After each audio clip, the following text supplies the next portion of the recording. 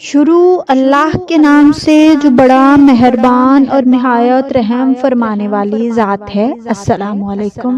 اللہ تعالیٰ نے ساری کائنات میں سب سے زیادہ خوبصورت حضور مصطفیٰ کو بنایا تھا، جیسا کہ ام المومنین حضرت عائشہ صدیقہ رضی اللہ عنہا کا فرمان ہے کہ مصر کی عورتوں نے حضرت یوسف علیہ السلام کو دیکھ کر اپنے ہاتھ کاٹ لیے تھے۔ اگر وہ میرے حبیب حضور صلی اللہ علیہ وسلم کو دیکھ لیتی تو شاید اپنے سینوں پر چھریاں مار لیتی۔ حضور صلی اللہ علیہ وسلم کی ساری خوبصورتی جو تھی وہ اتر کر حضرت فاطمہ الزہرا رضی اللہ عنہا کے اندر آ گئی تھی، اس لیے جو بھی حضرت فاطمہ الزہرا رضی اللہ عنہا کو دیکھتا تو حیران رہ جاتا، کیونکہ حضرت فاطمہ الزہرا رضی اللہ عنہا کے پاکیزہ اخلاق اور ان کی خوبصورتی کے چرچے ہر زبان پر رہتے تھے۔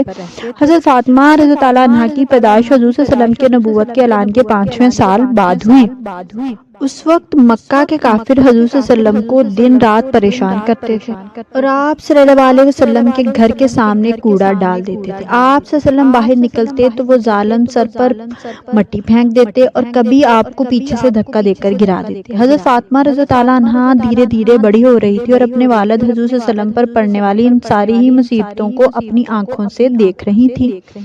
ابھی حضرت فاطمہ رضی اللہ عنہا کی عمر صرف 5 سال کی تھی کہ ایک دن اچانک ان کی امی حضرت خدیجہ رضی اللہ عنہا کا انتقال ہو گیا۔ دنیا میں ایک ایسی شادی بھی گزری ہے جس کے لیے حوروں اور فرشتوں نے خوب تیاریاں کی، ایسی شادی کہ جس کے لیے ہر صحابی دلہا بننے کا خواہش مند تھا، لیکن اس شادی کا دلہا خود اللہ پاک کی ذات نے چنا۔ ناظرین، آپ نے بہت سی شادیاں دیکھی ہوں گی، لیکن آپ اس تقریب کا تصور بھی نہیں کر سکتے جس میں حضور اکرم سرور کائنات حضرت محمد صلی اللہ علیہ وسلم کی لخت جگر کی شادی کی گئی۔ اللہ کی قسم دنیا بھر میں کوئی ایسی تقریب نہیں ہوئی ہوگی۔ سیدہ فاطمہ الزہرا باکردار عابدہ اور بلوغت کو پہنچی تو آپ کا رشتہ لے کر بہت سے جلیل القدر صحابی حضور کریم صلی اللہ علیہ وسلم کے پاس تشریف لائے، لیکن حضور اکرم صلی اللہ علیہ وسلم نے سبھی کو یہی جواب دیا، مجھے اس معاملے میں اللہ پاک کے حکم کا انتظار ہے۔ کچھ ماہ بعد حضرت عبد الرحمن بن عوف اور دیگر کچھ صحابہ اکرام رضوان اللہ علیہ اجمعین نے شیر خدا حضرت علی رضی اللہ عنہ کریم کو مشورہ دیا کہ اللہ کے بندے، آپ اللہ کے رسول حضرت محمد صلی اللہ علیہ وسلم کی خدمت میں رشتہ لے کر حاضر ہوں۔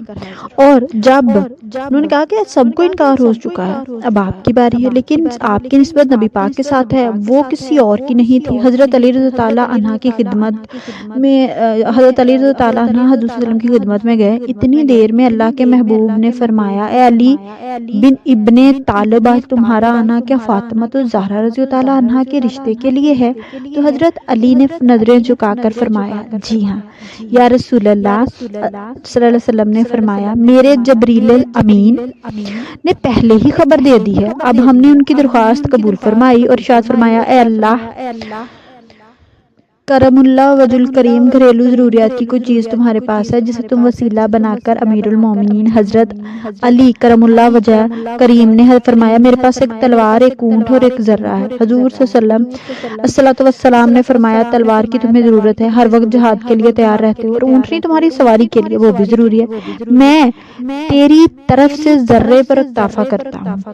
اے علی رضی اللہ عنہ، تجھے بشارت ہوئی ہے کہ اللہ نے تیرا اور فاطمہ رضی اللہ عنہ کا نکاح آسمان میں کر دیا ہے۔ مجھے اللہ تعالیٰ کی طرف سے یہ حکم ہوا ہے کہ میں بھی سب کے سامنے تمہارا اور فاطمہ کا نکاح پڑھوا دوں۔ اس طرح حضور صلی اللہ علیہ وسلم نے حضرت علی کا نکاح پڑھا دیا۔ حضرت فاطمہ الزہرا جو تھی وہ بہت ہی طیبہ طاہرہ تھی، اور ان کی رخصتی کا جب وقت آیا تو تمام ازواج مطہرات حضور اکرم صلی اللہ علیہ وسلم کے پاس آئی اور حسرت امیز باتیں کی۔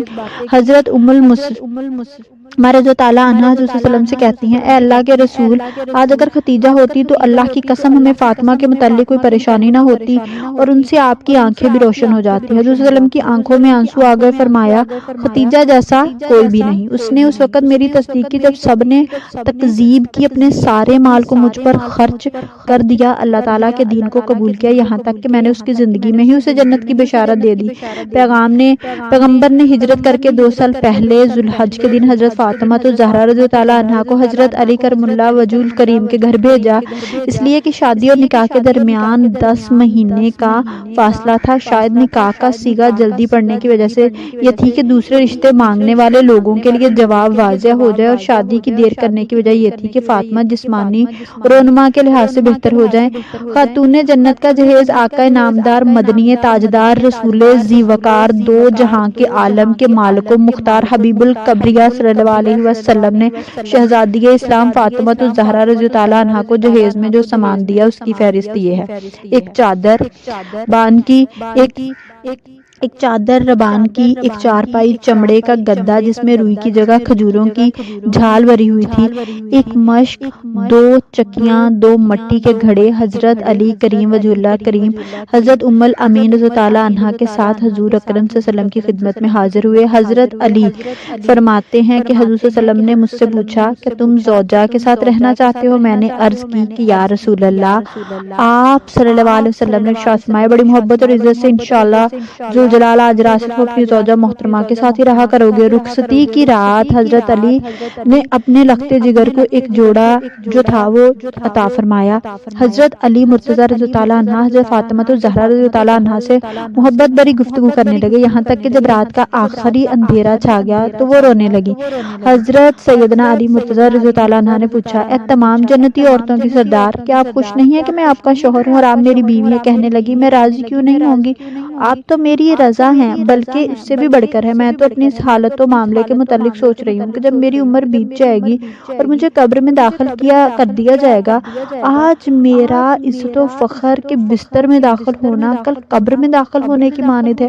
آج رات ہم اپنے رب ذوالجلال کی بارگاہ میں کھڑے ہو کر عبادت کریں گے کہ وہی عبادت کا زیادہ حق رکھتا ہے۔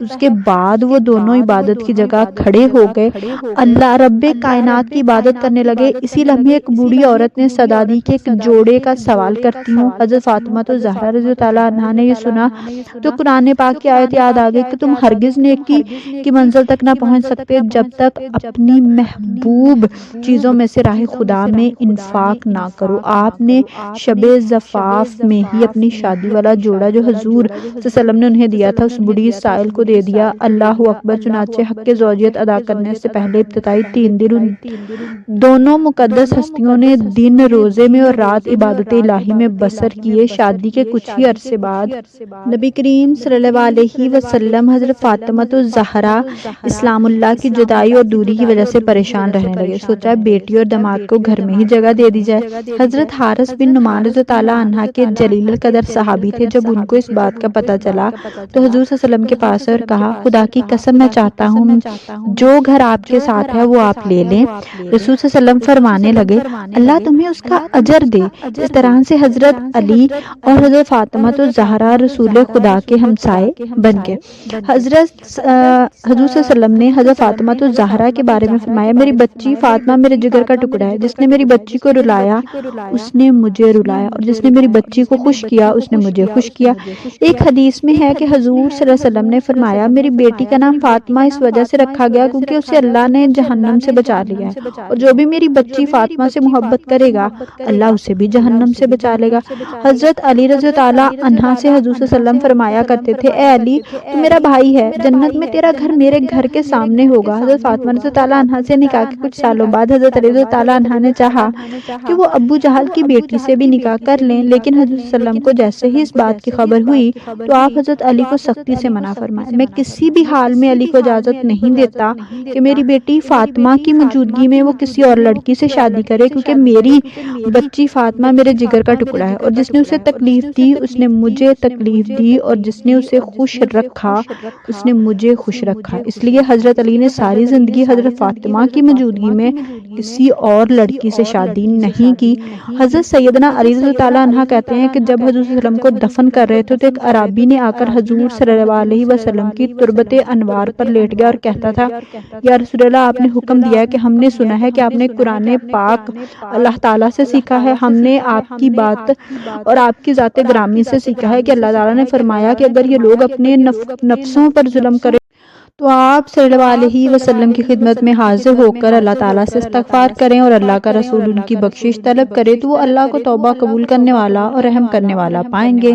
ہم نے اپنی جانوں پر ظلم کیا اور اور آپ کی بارگاہ میں حاضر ہوئے تاکہ ہماری بخشش طلب کریں۔ اسی وقت قبر اطہر سے آواز آئی کہ تم بخشے گئے ہو۔ آپ رضی اللہ عنہ کی عمر 10 سال تھی کہ جب نبی کریم صلی اللہ علیہ وسلم نے اعلان نبوت فرمایا، جس پر حضرت علی جو تھے وہ فوراً ایمان لے آئے تھے۔ بعض روایات میں ہے کہ ان کی عمر 9 سال یا 8 برس ہے یا اس سے بھی کم روایت کی جاتی ہے۔ جس روز سرکار مدینہ صلی اللہ علیہ وسلم نے ہجرت فرمائی تو آپ صلی اللہ علیہ وسلم کو اپنے بستر پر سونے کا حکم دیا اور فرمایا کہ میرے بعد کفار کی امانتیں لوٹا کر آپ نے پھر واپس آنا ہے۔ آپ نے اللہ کے نبی صلی اللہ علیہ وسلم کے حکم کی تعمیر فرمائی۔ عجیب بات تو یہ کہ تلواروں کی چھاؤں میں آپ رضی اللہ عنہ اتنی سکون کی نیند سوئے کہ ایسی نیند پھر آپ کو کبھی نہ آ سکی، چونکہ آپ جانتے تھے کہ آج رات موت نہیں آ سکتی۔ آپ جیسے بہادر پورے عرب و عجم میں نہ تھا۔ آپ رضی اللہ عنہ کی ہیبت و دبدبے سے بڑے بڑے بہادر لرز جایا کرتے تھے۔ آپ رضی اللہ عنہ نے تمام غزوات میں سوائے غزوہ تبوک کے نبی کریم صلی اللہ علیہ وسلم کے ساتھ شرکت فرمائی، چونکہ غزوہ تبوک میں سرکار دو عالم نے آپ کو اپنا خلیفہ بنا کر مدینہ منورہ میں چھوڑا تھا۔ 10 ہجری میں سرکار دو عالم کے حکم سے آپ یمن کے سفیر بن کر اہل یمن کو دعوت اسلام دینے گئے، جہاں کثیر تعداد نے دین حق قبول کیا۔ قدرت نے آپ رضی اللہ عنہ کو بہت سی خصوصیات عطا فرمائی۔ آپ فن کتابت کے بھی ماہر تھے۔ آپ رضی اللہ عنہ کے ہاتھ کا لکھا ہوا قرآن پاک آج بھی ایران میں امام رضا کے عجائب گھر میں موجود ہے۔ آپ بہترین قاضی تھے۔ آپ کے فیصلے آج بھی دنیا کی عدالتوں میں اتھارٹی کے طور پر استعمال ہوتے ہیں۔ آپ نے لوگوں کو قرآن پاک کے ساتھ ساتھ سابقہ کتب آسمانی اور صحیفوں کا علم بھی پڑھایا۔ آپ نے علم و قرات، علم ادات، علم الفضائل اور علم الکلام اور علم کتابت، علم مافی و مانی، علم منطقہ، علم صرف، علم النجوم اور علم لغت، علم فقہ، علم نفسیات اور علم حکمت رانی میں وہ انمول موتی سپرد انسانیت کیے کہ رہتی دنیا تک جدہ حق و صداقت پر چلنے والے کے لیے مشعل راہ کے طور پر رہنمائی کرتے رہیں گے۔ مسند خلافت پر بیٹھنے کے بعد کسی سے انتقام لینے کی بجائے اسلام کے تحفظ کے لیے کوشاں رہے۔ آپ رضی اللہ عنہ نے تاجروں اور مزدوروں کی سرپرستی کا بیڑا اٹھایا اور تعاون کیا، قیدیوں سے اچھا برتاؤ کیا، دشمنوں سے درگزر کیا، بیوگاؤں اور یتیموں کے سر پر پرستی کا ہاتھ رکھا اور نگرانی کی اور بہت سارے کام سر انجام دیے۔ حضرت زینب رضی اللہ عنہا نے یزید کے دربار میں تاریخی خطبہ ارشاد فرمایا اور کہا، سب تعریفیں اس اللہ کے لیے ہیں جو کائنات کا پروردگار ہے، اور اللہ کی رحمتیں نازل ہوں پیغمبر خدا پر اور اس کے پاکیزہ اہل بیت پر، اور بعد میں بالآخر ان لوگوں کا انجام برا ہے جنہوں نے اپنے دامن حیات کو برائی کی سیاہیوں سے داغدار کر کے اپنی اللہ کی آیتوں کی تکذیب کی اور آیت پروردگار کا مذاق اڑایا۔ اے یزید، تو کیا سمجھتا ہے کہ تو نے ہم پر زمین کے گوشے اور آسمان کے کنارے تنگ کر دیے؟ رسول اکرم صلی اللہ علیہ وسلم کی آل کو رسیوں اور زنجیروں سے جکڑ کر دربدر پھرانے سے تو اللہ کی بارگاہ میں سرفراز ہوگا اور ہم رسوا ہوں گے۔ کیا تیرے خیال میں ہم مظلوم ہوں گے، ذلیل ہوں گے اور تو ظالم بن کر سر بلند ہوگا؟ تو سمجھتا ہے کہ ہم نے تم پر ظلم کر کے اللہ کی بارگاہ میں تجھے شان و مقام حاصل ہو گیا ہے؟ آج تو اپنی ظاہری فتح کی خوشی میں سرمست ہے، مسرت و شادمانی سے سرشار ہو کر اپنے غالب ہونے پر اترا رہا ہے۔ خلافت کے ہمارے مسلم حق کو غضب کر کے خوشی و سروری کا جشن منانے میں مشغول ہے، اپنی غلط سوچ پر مغرور ہے اور ہوش کے ناخن لے۔ کیا تو نے اللہ کا یہ فرمان بھلا دیا کہ حق کا انکار کرنے والے یہ نہ سمجھے کہ ہم نے انہیں مہلت دی ہے، یہ ان کے حق میں بھلائی ہے؟ ہم انہیں مہلت اس لیے دیتے رہے ہیں کہ وہ گناہ میں زیادتی کریں اور ان کے لیے تشتخار کرنے والا عذاب ہے۔ اے طلقۂ آزاد کردہ غلام کے بیٹے، کیا تیرا یہ انصاف ہے کہ تو نے اپنی مستورات اور لونڈیوں کو چادر اور چار دیواری کا تحفظ فراہم کر کے پردے میں بٹھا رکھا ہے، جبکہ رسول خدا کی صاحبزادیوں کو برہنہ سیر و دربدر پھرا رہا ہے۔ اے یزید، یاد رکھ، اللہ علیہ رسول کا تجھ سے انتقام لے کر ان مظلوموں کا حق انہیں دلائے گا اور انہیں امن و سکون کی نعمت سے مالا مال کرے گا۔ اللہ کا فرمان ہے کہ جو لوگ اللہ کی راہ میں مارے گئے انہیں مردہ نہ سمجھو، بلکہ وہ مردے ہیں جو اپنے رب کے ہاں رزق پا رہے ہیں۔ افسوس تو اس بات کا ہے کہ شیطان کے ہمنوا اور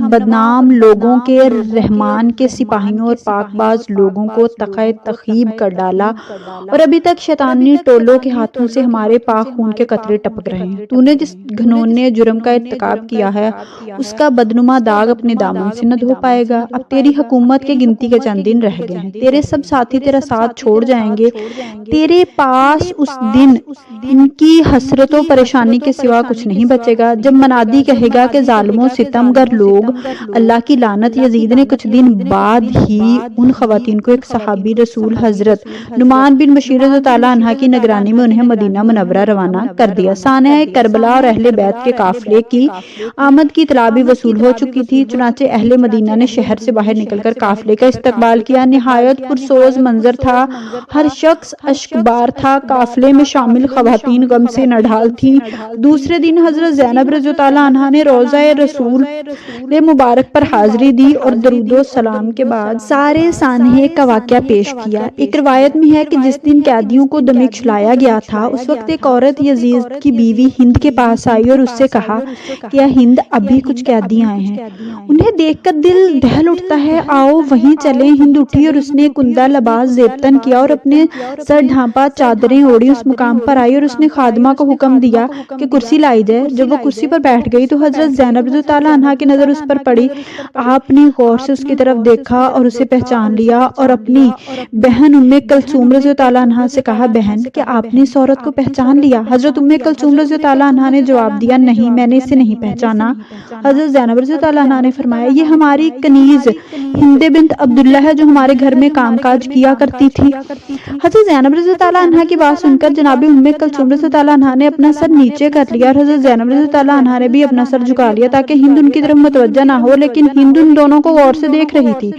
اس نے آگے بڑھ کر پوچھا، آپ نے آپس میں کیا گفتگو کی؟ جس کے بعد پراسرار طور پر اور خاص انداز میں اپنا سر جھکا لیا، کوئی خاص بات ہے؟ حضرت زینب رضی اللہ عنہا نے جواب نہیں دیا اور خاموش کھڑی رہیں۔ ہند نے پھر پوچھا، اے مستورات، آپ کس علاقے سے ہیں؟ اب حضرت زینب رضی اللہ عنہا خاموش نہ رہ سکے، فرمایا، ہم مدینہ کے رہنے والے ہیں۔ ہند نے مدینہ منورہ کا نام سنا تو اپنی کرسی چھوڑ دی اور احترام سے کھڑی ہو کر پوچھنے لگی، بہن، کیا آپ مدینے والوں کو جانتی ہیں؟ حضرت زینب رضی اللہ عنہا نے فرمایا، تم کن مدینے والوں کے بارے میں دریافت کرنا چاہتی ہو؟ ہند نے کہا، حضرت علی رضی اللہ عنہ، ان کے گھرانے کے متعلق پوچھنا چاہتی ہوں۔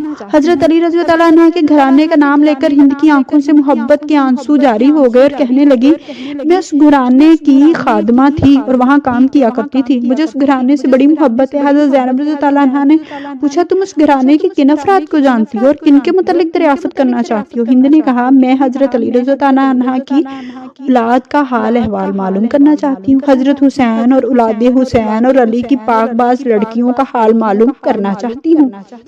خاص طور پر میں اپنی آقا زادیوں زینب ام کلثوم رضی اللہ عنہا کی خیریت دریافت کرنا چاہتی ہوں اور اسی طرح فاطمہ الزہرا رضی اللہ عنہا کی دوسری اولاد کے متعلق معلوم کرنا چاہتی ہوں۔ حضرت زینب رضی اللہ عنہا نے ہند کی بات سن کر اشکبار آنکھوں کے ساتھ جواب دیا، تو نے جو کچھ پوچھا ہے میں تفصیل سے تجھے بتاتی ہوں۔ تو نے علی کے گھر کے متعلق پوچھا ہے نا، تو ہم اس گھر کو خالی چھوڑ آئے ہیں۔ تو حسین کے متعلق دریافت کرتی ہے تو یہ دیکھ، تمہارے امام حسین رضی اللہ عنہ کا سر تمہارے شوہر یزید کے سامنے رکھا ہے۔ تو نے اولاد علی کے متعلق دریافت کیا ہے نا، تو اب ہم الفضل، عباس سمیت سب جوانوں کو کربلا کے تپتے صحراؤں میں چھوڑ آئے ہیں۔ تو نے اولاد حسین کے متعلق پوچھا ہے تو ان سب کے جوان مارے گئے، صرف ایک علی ابن حسین باقی ہے جو تیرے سامنے ہے اور بیماری کی وجہ سے ناتواں ہے۔ اور جو تو نے زینب کے متعلق دریافت کیا ہے نا، تو دل پر ہاتھ رکھ کر سن، میں زینب ہوں اور یہ میری بہن ام کلثوم ہے۔ حضرت زینب رضی اللہ عنہا کا دردناک جواب سن کر ہند کی چیخیں نکل گئیں اور منہ پیٹ کر کہنے لگی، ہائے یہ کیا ہو گیا، ہمارے امام کا کیا حال ہے، کاش میں اس سے پہلے اندھی ہو جاتی اور فاطمہ کی بیٹیوں کو اس حال میں نہ دیکھتی۔ روتے روتے ہند بے قابو ہو گئی اور ایک پتھر اٹھا کر اپنے سر پر اتنی زور سے مارا کہ اس کا سارا بدن خون خون ہو گیا۔ اللہ تعالی ہمیں صحابہ اہل بیت سے محبت کی توفیق عطا فرمائے اور ہمیں ان کے نقش قدم پر چلنے کی توفیق عطا فرمائے اور ہمارا خاتمہ ایمان پر کرے، آمین یا رب